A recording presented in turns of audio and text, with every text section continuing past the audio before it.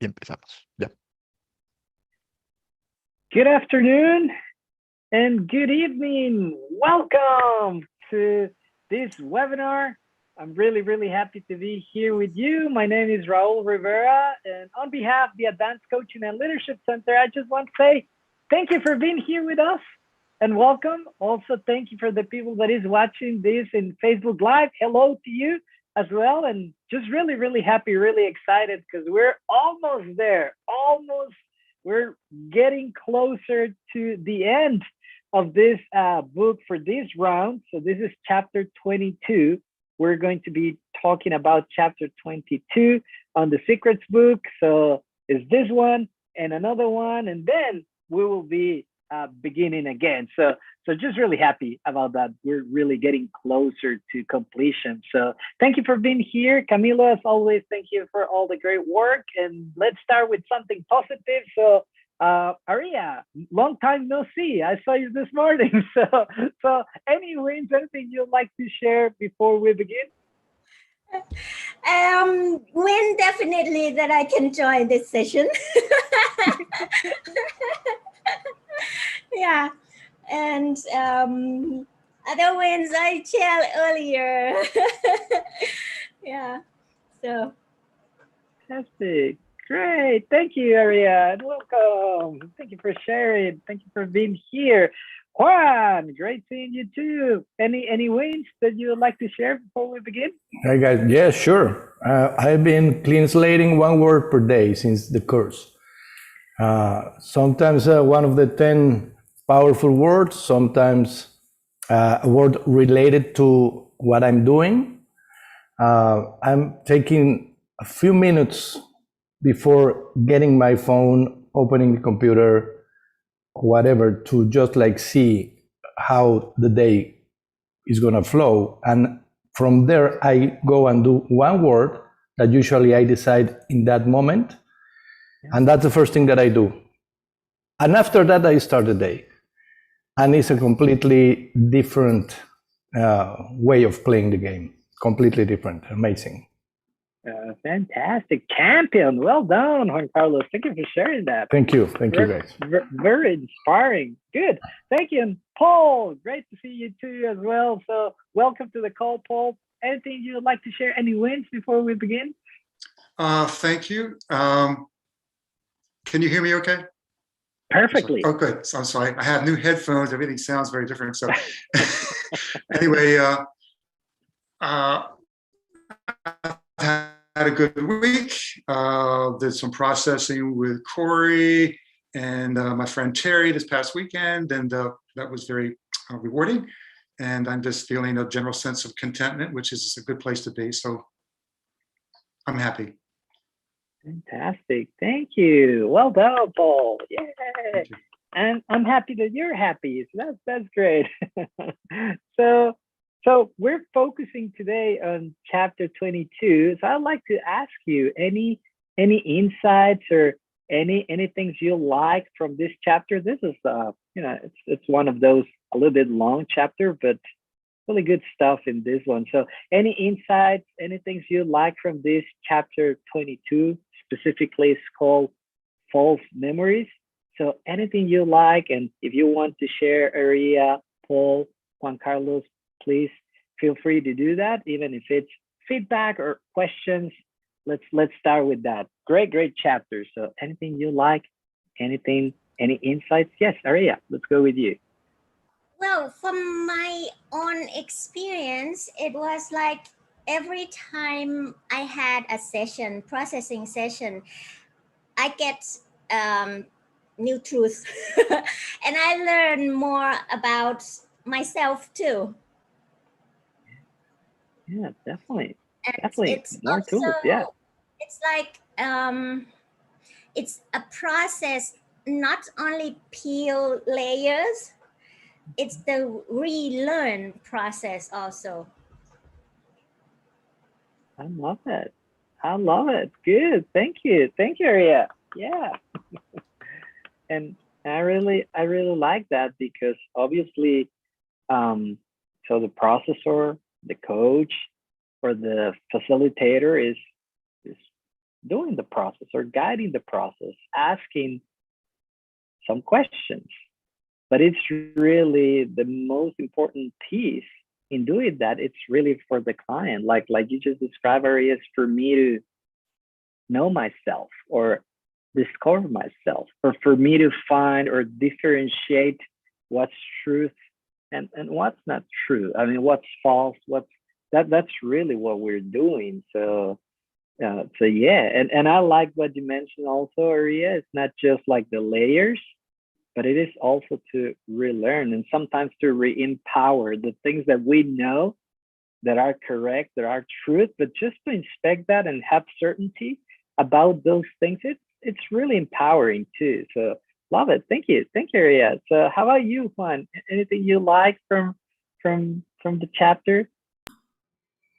Well, it's one of those that I have to like read again and take it easy, to really grasp, because I've been discovering that, yeah, you can read something and then the next time you find something else, and the next time you find something else, etc. So I go on with that idea, but I think the key is to where you are putting your attention when you are exploring something. And you said examining, like really, okay, put your attention there and see that, because that's the only way to discover truth.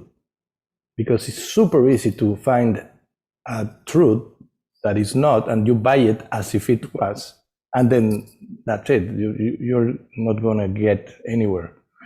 But I think it's about how to handle your attention and knowing when you are not putting it there fully, I think. Yeah, I love it. Thank you, Juan Carlos. Yes, Aria. Well, I'd like to add something, because for me it's like from me, read and that I discover something new. It was just because the first time could be that I have charged in this area, so I missed that area.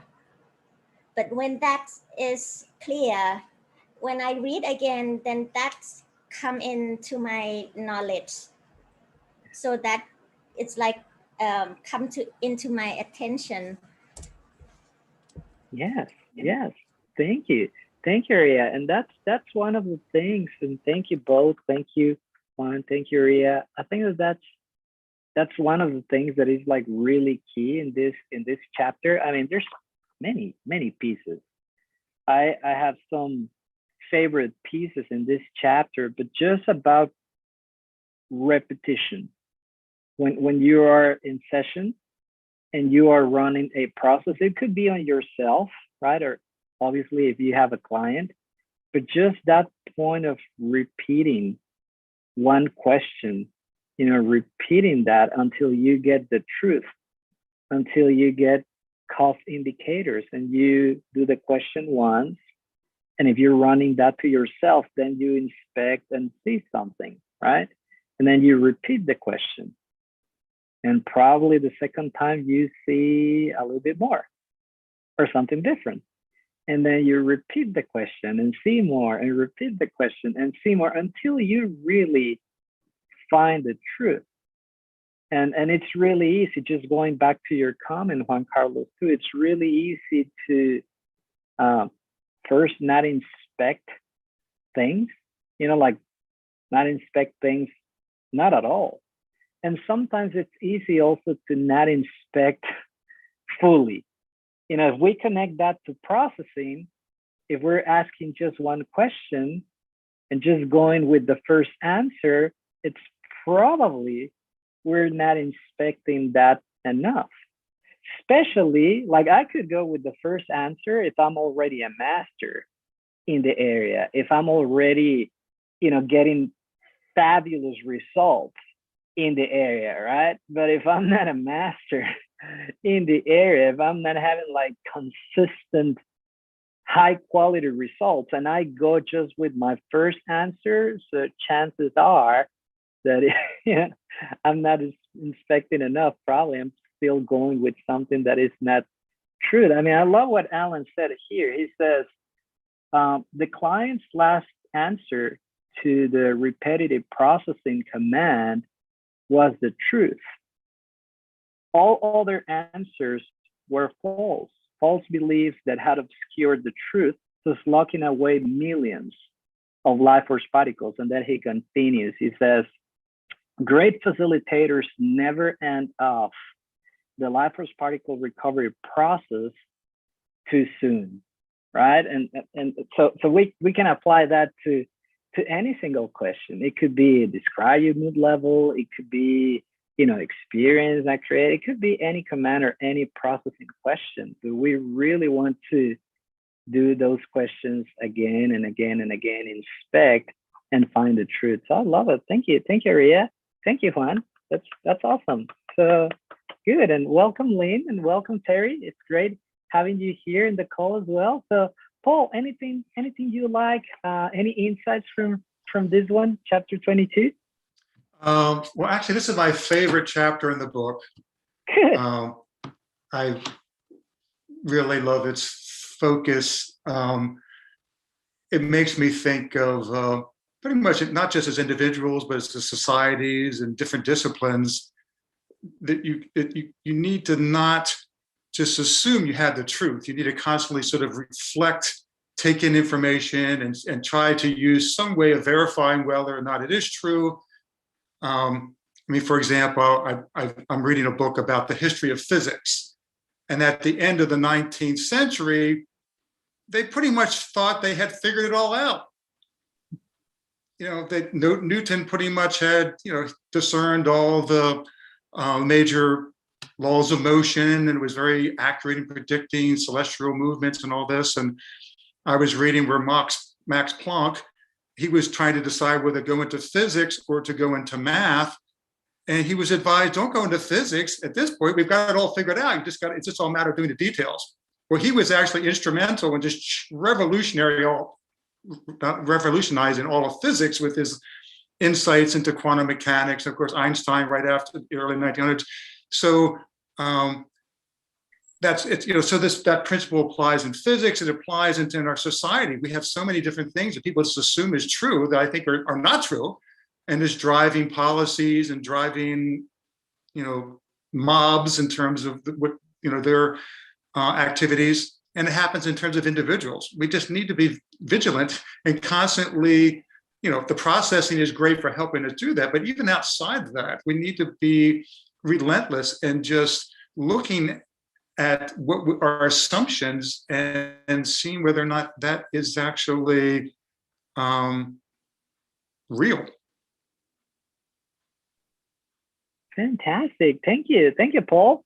Thank you for sharing. It's always great having you in the call. But yeah, vigilant, right? We inspecting and to find the truth, and it is a process, right?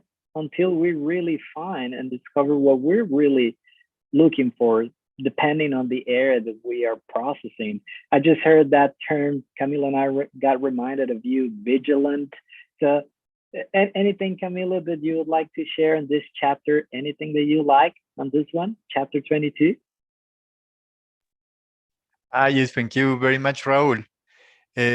Yes, I what I really like is how he explains, how Alan explains the process. Like, okay, the more honesty you have, the more right answers that you have. And that's why it is repetitive, because as you start finding more and more answers, it's like you go deeper and deeper. And the more you dig, it's like the more truth is there in the answer that you are giving yourself, because you are not, you are giving them to yourself. Yeah. So yeah, I really like that kind of layering that comes with the process, because, okay, it's a layer, another layer, and then you start feeling that in your emotional state, in your mood level. It's like, okay, this is the more truth, the higher the mood level. So yeah, I really like that explanation that comes in this chapter. Fantastic. Thank you, Camilo. Great. And as always, you're brilliant, because just with the comment that you just mentioned, I got reminded that the one thing that really got me into processing because before doing processing, I tried many different things. I mean, I did psychology. I even went to a psychiatrist one time, and I was doing some different forms of meditation, like Taoism. I tried that, and a lot of personal development. I mean, I would be talking to you the whole hour here, just telling you the different things that I did before. But the one thing that really got me into processing is that before this, I've never experienced someone helping me or facilitating with the questions, but actually not giving me any opinions, any judgments, any recommendations, nothing. I mean, they were just like, obviously very super present, with me. The first processor that I had, like, super present, but just really stayed with the process and asking me, and it was me like figuring it out myself. So I mean, that to me, that happened a couple of years ago, but to me that was like revolutionary, because I didn't experience that before. Most of what I experienced was probably someone with more knowledge than me, or more experience, or more success, telling me what should I do, or the way it had to go. So to me, that was like, wow, I've never, I've never really experienced that to that level until I found processing. And I think that's key, because it is not what the processor sees, or what the processor thinks, or what the processor perceives. It's fine, but it's really about the client or yourself really separating truth from falseness. I think that's really, really powerful. So thank you, Camilo. Yes, Juan. Yeah, that is very good that you mentioned that, because the other day I was thinking about that. When someone is looking for answers and genuinely is looking for something, and if there is charge, and when you are talking to someone, and that someone, it just needs some face, like, and then you are like, oh, he knows something that I don't know. And that can shift your attention completely to a different place. I was close to another philosophy, let's say that way, where they use a machine, and the processor is reading certain things that supposedly you don't know that are there. Just that the fact that someone is reading you, and that person knows about you, but you don't know, is this judgmental position that it's created immediately. Yeah. And that creates a barrier, horrible barrier. And I agree. When I discover through Alan and through the book that this is just you, and it's really just you, and you guys have done it incredibly. The first time that we talked, you were like just there, listening, telling me a couple of things, and letting me finding it by myself. Same with Sil, same with Camilo. So it is the way to apply that in a very great way, so we can see the results. Fantastic. Thank you, Juan. Great. Yeah, I think that with this, I really learned, to listen to myself, just by answering the questions, like, oh my God, I'm saying that. Did I just said that? It's just great. It's just great learning, obviously, and great process. Thank you, Juan, and everybody. So I think that we still have time for a couple more comments. Hey, Lynn, hello. It's great seeing you. Welcome. So Terry, Lynn, anything you would like to add from this chapter? Yes, Lynn. Thank you, Raul. Yes, I would like to add one more thing on the chapter, is that the words ignorant kind of stuck with me a lot of time. Because of the ignorant, we thought that is the answer. Without our own experiencing it, it could be the idea that people superimpose to us. It could be some things that we've been brought up that way. Culturally, we thought that is the right way. or that should be the way without our own self experience. And that's what we take it as the answer. But once we have the awareness, not just being ignorant and accept as it is, like what Alan had mentioned, is all about the agreements that we have made, right? If we take time to examine what agreement have we made in this reality world, that could be already a lot of free life force particle that free us up. So that's what I would like to add on. Thank you. Definitely. Thank you. Great. Thank you, Lynn. And that's such a great example, right? Because yes, I mean, I have made so many agreements, right? And I have all these precepts and ways of being and culture and society and all that, right? But if something's true, you know, when something's true, it releases life force particles.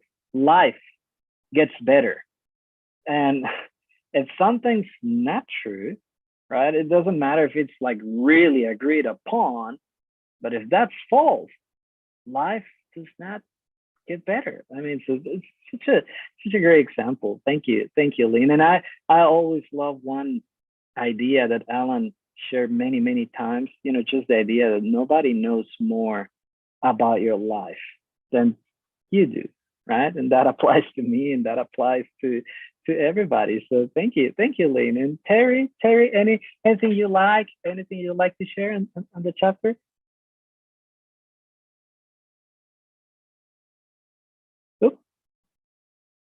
We cannot hear you, Terry. We see that you are unmute, but for some reason we cannot hear you. Oh my God. No. Okay, so technology is not cooperating, but probably if you want to just share it in the chat, Terry, that would be, I mean, if that indicates to you, that would be awesome. Thank you. Got it. Beautiful. So, all right. So, yeah, so any other comments, any other insights from this chapter before we finish this one? We're close to chapter 23. Yes, Paul? I wanted to point out that the lies contract us. And as we release those lies, it expands us. We're revealing more and more who we are. So rather than having sort of a myopic, tunnel vision, red zone sort of outlook, by releasing those lies, it's more freeing. And again, but ultimately, in terms of revealing more truth, we're revealing more of who we are, more of our expanded nature. And I would say ultimately, there's been allusions to in this chat to other traditions, as many people, when I've talked before, I resonate a lot with the Vedic tradition. Yeah. And for Alan and this chapter in particular, it very much resonates with the Vedic thinking that ignorance is false memories. From the Vedic standpoint, the natural state is remembering who you really are, which is not just a better person than you are, but ultimately a spiritual being that transcends the relative existence. And so as we're getting rid of these lies, we're unfolding these layers of the onion to get to this more truthful and expanded, or spiritual, full expanded nature. So that's another reason why I really like this chapter, because he's referring to that. It's basically not knowing your full nature is ignorance, and it's due to you could say trapped life force particles, or other traditions may talk about it in other ways. But the idea is to, and I would say the goal of life is to not just experience that, but to have that established as an all-time reality, which is, from Alan's perspective, that's true presence. That's when you're really in that optimal state for best, not just happiness, but most effective action. Fantastic. Thank you, Paul. Well done. Thank you. And with those great words, I love your description, Paul. I got reminded with when Seal also mentions just be your great self. Be your great self. I mean, truly who you are. So fantastic. Thank you. Thank you so much, Paul, for that. And thank you, everybody, for joining today. And also, we are going to have an event on Friday. Phil is teaching that, is leading that. So if you want to come and practice a little bit of presence or a lot of presence, I mean, Paul just described that as well, presence. So if you want to practice some of that, just join us on Friday. And Camilo, can you just share? Oh, he read my mind. So he already have it in the chat. That's the link. If you want to come, it's going to be Friday from 7 p.m. to 10 p.m. Central Time. So just come and join us to practice some presence, because that's important too. So if you want to do that, we'll be there. Seal is teaching Friday. She's leading the event. So if you have some time, I mean, just come and join us. So thank you so much, Camilo, Aria, Juan, Lynn, Terry, Paul. Thank you so much for connecting today. And next week, we're going to be in chapter 23. So it's going to be the final chapter for this round. So it's going to be a completion. So I hope we can see you here. So have a great day, a great Sunday, golf Sunday if you want as well. And we'll see you here next week. See you, everybody. Thank you, Camilo. Thank you, Bye-bye. everybody. See you Thank you, soon. Raul. Bye. Thank you, Camilo. Thank Gary. you. Thank you. Bye, Thanks, guys. Thank everybody. you. See you. Bye. Thanks. Oh.